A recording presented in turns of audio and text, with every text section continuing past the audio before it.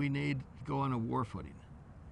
When we started World War II, we went on a war footing and changed every aspect of society overnight. And, people couldn't use sugar, people couldn't drive, we had ration books, and no one complained because they knew we were on a war footing. I've had the opportunity of spending 3 days on the campus of Caltech as the 15th Lawrence Memorial Lecture program started in 1970, and it was interesting. The number 8 was Dr. Land of Polaroid back in 1982. So I've had the opportunity to sit in the offices of about 9 individual, real senior faculty members. When I just finished with, I said, when did you start getting interested about energy? And he said, 30 days ago. What Caltech is now doing, thank God, is the leadership is starting to realize of all the issues that are dangerous for the world, energy is probably number 1 on the list, and we aren't doing anything about it. And peak oil is an issue that, if I'm correct, is going to consume us in the next 5 years. And so there is an urgency to it that is just unbelievable. And I was giving a talk on this last week, and out of curiosity, I decided to Google peak oil and see how many occurrences popped up, and there were 3.1 million. I Googled global warming, and there were 80.5 million. And I kind of suspect that's not a bad gauge of the number of people that are concerned about one versus the other, and ought to be vice versa. We need a bona fide wake-up event. We need to go to a war footing. And then we need to do two projects that turned out to be 2 of the greatest things that we did in the 20th century simultaneously: the Manhattan Project and the Marshall Plan. The Manhattan Project was a culmination of a decade worth of studying as to how we basically created energy out of the atom.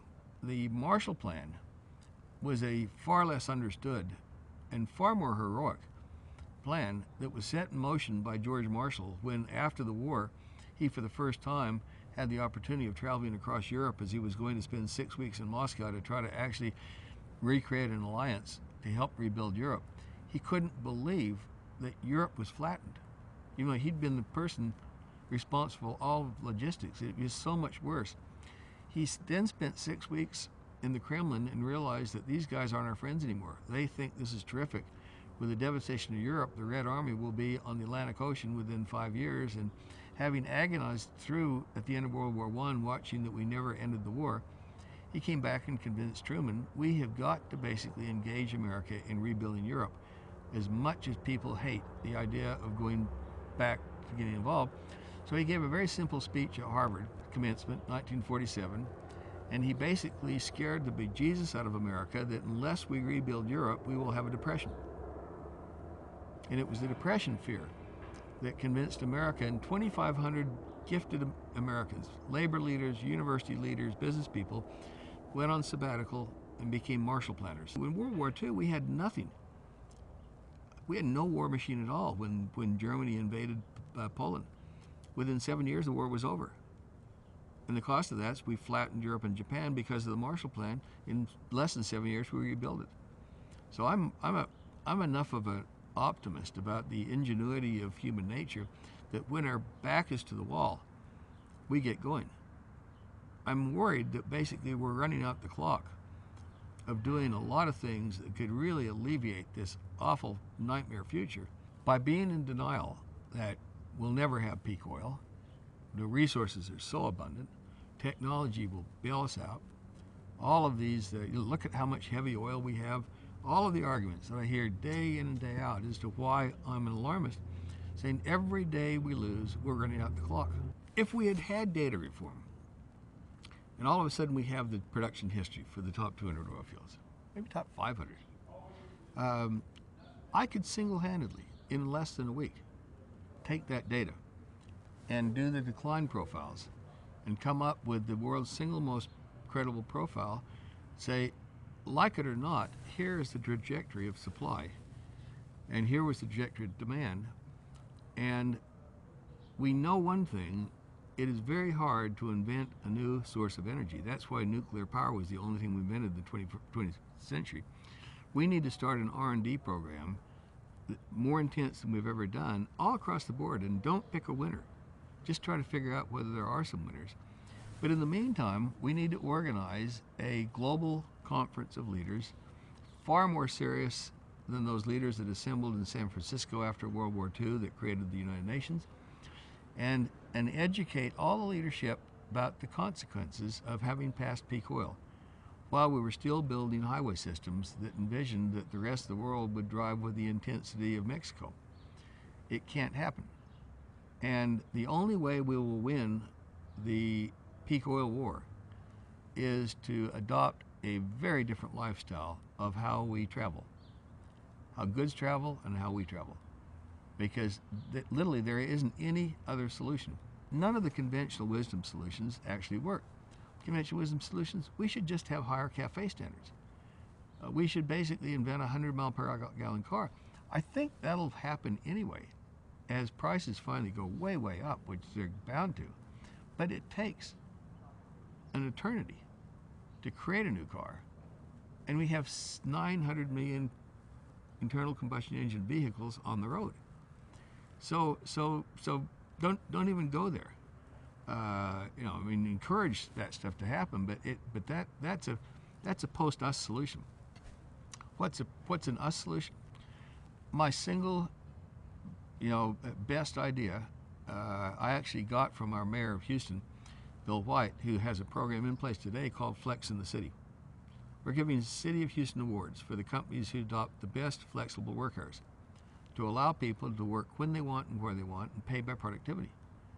And when you think about it, here we are in 2000 and almost 2008, and society still has a mentality that was created during the beginning of the Henry Ford automation, that to keep a job you have to show up and punch a time clock.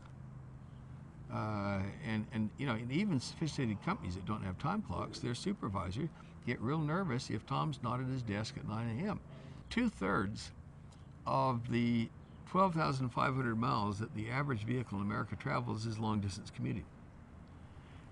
We need to basically, you can't prohibit people from long-distance commuting, but if we adopted flexible work rules and started paying by productivity, people are smart. They would start coming into their office for regional meetings occasionally and visit each other by webcam and email and be 10 times more productive. We need to start growing food where we live. This idea that came out of the blue in the last 30 years, it was fabulously entertaining to go into a Albertson store or whatever, any place there in the world, and see these beautiful array of fruits and vegetables, and then you actually see that this stuff doesn't have any taste to it. And the meat that's basically traveling from Argentina and Australia had to have so many additives in it would rot. Well, it's not the organic versus pesticide. The energy we consumed by that luxury, ornamental luxury, was so just enormous. And so we have to get used to going back to living in villages mentally. We're in victory gardens. That's another great outgrowth of World War II. We had victory gardens. I grew up in a farming community in Davis County, Utah, and we had the most unbelievable, still do, cherries and apricots and peaches, and everybody canned. And it's amazing. I still remember, we canned enough so that right before the fruit got ripe, we were using the last of our bottles, and the stuff was fabulous. I'd go and occasionally buy a peach today, and it takes a pocket knife to cut it. It's an ornament. Then we have to totally re-examine how we transport things. And transporting goods across American highways by trucks is enormously energy intensive. And those trucks are getting 3 to 5 miles per gallon. So everyone loves to trash the SUV. You get 6 people in an SUV and it's an energy saver.